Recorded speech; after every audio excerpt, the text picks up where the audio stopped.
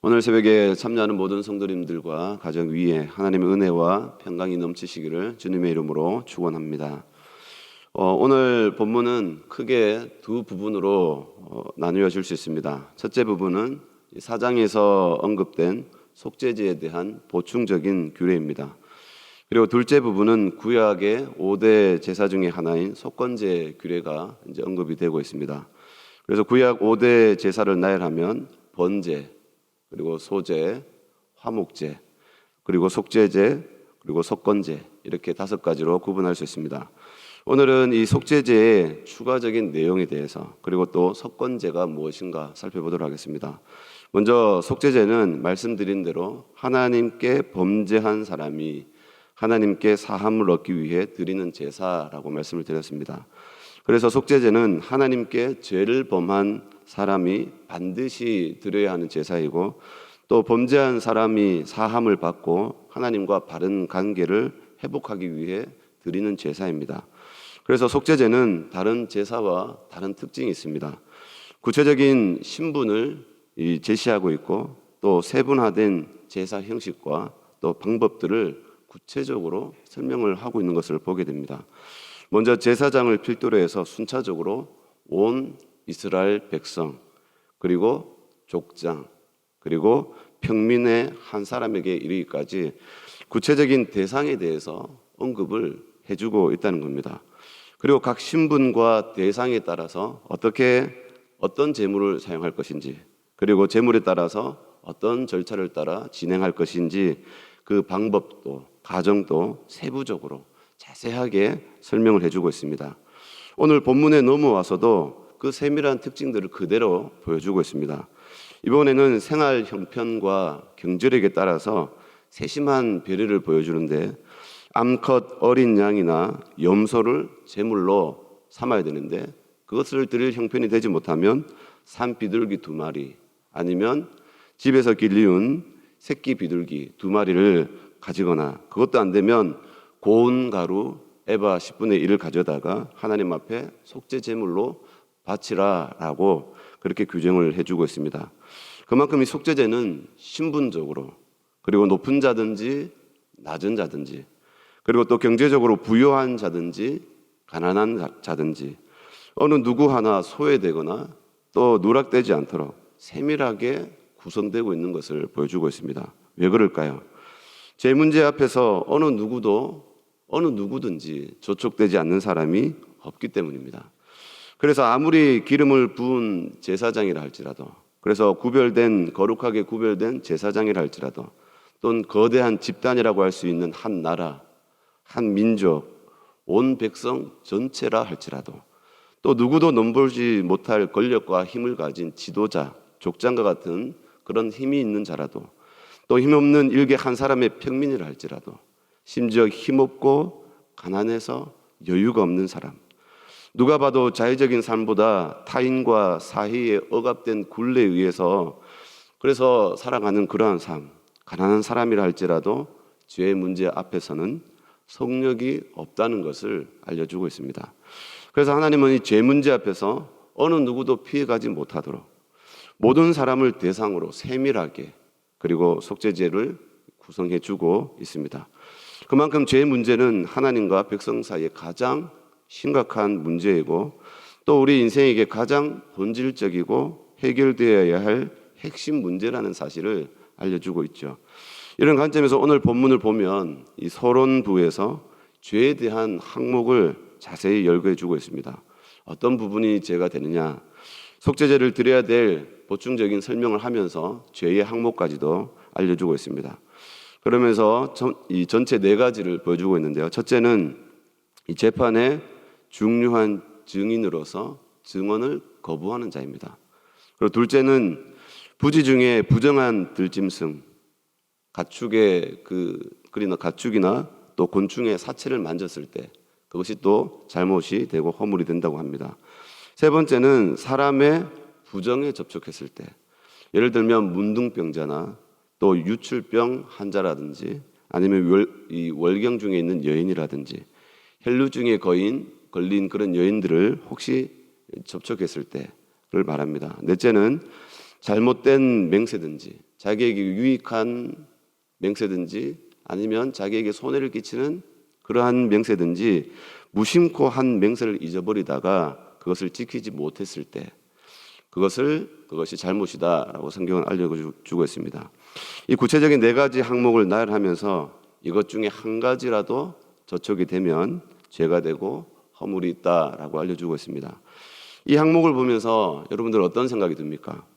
어떤 항목은 좀 이해가 되는 부분도 있습니다. 그런데 어떤 항목은 사실 납득이 되지 않는 부분도 있습니다. 살다 보면 나도 모르게 곤충의 사체라든지 아니면 나도 모르게 부정한 어떤 그런 부분에 노출될 수가 있지 않겠습니까? 그리고 또 이 제시되는 항목들을 보면 살인을 하거나 아니면 강도짓을 하거나 강간을 하거나 아니면 그런 큰 대형 범죄가 아닙니다. 소소하고 작은 부분들을 언급해 주고 있습니다. 그런데 이것까지 죄가 되나 할 정도로 미미하고 납득이 안 되는 부분들이 있다는 겁니다. 이렇게 살다가는 어떻게 생활을 유지할 수 있을까 정도로 이 구체적이고 세세한 부분들이 많이 있는 거죠. 보통 이런 경험들을 많이 하셨을 것입니다. 아침에 분명 깨끗한 옷을 입고 나갔는데 막 활동을 하다 보면 나도 모르는 사이에 옷이 더럽혀질 때가 있습니다. 그래서 이번에는 새 옷을 사거나 깨끗한 옷을 입고 나갔을 때는 옷을 더럽히지 말아야지 그렇게 결심하고 나가서 너무 조심하죠. 그러나 하도 모르게 조심하다 보면 나도 모르는 사이에 옷이 더럽혀질 때가 있습니다. 한순간에 어쩔 수 없이 옷이 더럽혀질 때가 있습니다. 그러면 어떤 생각이 듭니까? 화가 나기도 합니다. 신경 쓰는데 잘 안 될 때가 있다는 겁니다. 오히려 생활이 불편해질 때가 있다는 겁니다. 하나님께서 제시하시는 항목들이 아마 그런 것 같습니다. 신경 쓴다고 해도 그것을 온전히 깨끗하게 벗어날 수 있는 그런 부분이 되지 않는 것 같습니다. 그런데 하나님께서 어째서 이런 항목들을 우리에게 제시하실까? 한번 생각을 한번 해보게 되면 제가 언제 예전에 한번 이런 책을 한번 읽은 적이 있었습니다. 태계 이항입니다. 태계 이항이 자신의 책에 경제잠도라고 하는 글에 이런 글을 썼습니다. 갑자기 새벽에 태계 이항에 대한 글을 언급을 하면 혹시나 여러분들이 이게 무슨 소리 할까 싶은데 한번 들어보십시오. 제가 한번 읽어드리겠습니다. 의관을 바르게 하고 눈매를 존엄하게 하고 마음을 가라앉혀 가지고 있기를 마치 상제를 대하듯 하라. 발가짐은 반드시 무겁게 할 것이며 손가짐은 반드시 공손하게 하여야 하니 땅은 가려서 밟아 개미집 두덩까지도 밟지 말고 돌아서 가라. 문을 나설 때는 손님을 뵙듯 해야 하며 일할 때는 제사를 지내듯 조심조심하여 혹시라도 안이하게 함이 없도록 해야 한다. 입 다물기를 병마개에 막듯이 하고 잡념 막기를 성각과 같이 하여 성실하고 진실하여 조금도 경솔이함이 없도록 하라. 잠시라도 틈이 벌어지면 사욕이 만가지나 일어나 불꽃도 없이 뜨거워지고 얼음 없이 차가워지느니라. 털끝만큼이라도 어긋남이 있으면 하늘과 땅이 자리를 바꾸고 삼광이 멸하여지고 구법 또한 못쓰게 될 것이다. 아이들이여 깊이 마음에 새겨두고 공경할지어다. 먹을 가라 경계하는 글을 씀으로써 감히 영대에 구하노라. 이렇게 태계 이항의 이 성리학의 대부 아닙니까? 그리고 성리학의 보수주의자입니다. 그래서 이 성리학 때문에 우리나라가 망하는 그런 일조를 하게 되죠. 그런데 이 태계가 이 성리학을 깊이 연구하면서 옛날에 자신의 몸가짐 그리고 자신의 윤리, 생각, 걸어가는 그 걸음 하나까지라도 조심하라라고 얘기합니다. 왜냐하면 하늘의 뜻을 어그러뜨릴 수가 있다는 겁니다. 마음속에 뭔가 두려워하는 것이 있죠. 그러면서 함부로 행동하지 마라. 말하는 것도 자기의 손가짐도 발걸음도 그리고 입도 모든 부분에 주의하고 그리고 성실하게 진실하게 행하라. 그렇게 얘기를 합니다. 이것이 정확하게 어떤 결과를 만들어주는지는 모릅니다. 그렇지만 이 사람은 자신의 평생을 살면서 그러한 노력 속에서 뭔가를 깨닫는 부분이 있었겠죠. 그때와 달리 지금 우리가 살아가는 이 사회를 한번 봅시다. 심각한 사회 문제를 진단해 보면 무엇이 없을까요? 예의가 없습니다. 도덕이 없습니다. 그리고 윤리가 무너진 사회가 아니겠습니까? 너무도 가벼운 사회가 아니겠습니까? 서로 비방하고 욕하면서 이기면 되는 그런 사회입니다. 또 돈만 많이 벌면 모든 것이 인정받는 그런 세속화된 사회 아니겠습니까? 모든 이상과 가치들이 부에 맞춰져 있습니다. 그리고 성공에 맞춰져 있습니다. 실용적인 관점에 맞춰져 있습니다. 어떻게 하든지 남들 위에 밟고 일어서서 경쟁하면 됩니다. 이 모든 또 잘 살기 위해서 자원을 개발하는데 편리하게 살기 위해서 몸부림을 치고 있죠. 그러나 궁극적으로 살펴보면 오히려 사람들이 개발하고 파헤치는 그러한 것 때문에 오히려 사람들이 살아갈 수 없는 환경으로 바뀌어가고 있습니다. 왜 그럴까요? 돌아보지 않기 때문입니다. 부주의하다는 겁니다. 마치 브레이크가 고장난 자동차처럼 급발진하는 자동차처럼 파괴되어 가는 이 인간성이 돌이킬 수 없는 위험천만한 사회로 상황으로 만들어 간다는 겁니다. 이처럼 현대 사회는 귀찮은 예의 범절, 도덕, 윤리 이런 것들이 온데간데 없이 돈 많고 남들 위해 군림하면서 욕하면서 싸우면서 비정한 사회로 변질되어 가고 있다는 겁니다. 오늘 하나님께서 귀찮게 느껴지는 이런 구속된 말씀을 주시는 이유가 뭐겠습니까? 매 순간 매 상황 속에서 하나님 앞에서 살아가라는 메시지를 우리에게 던져주고 있는 겁니다.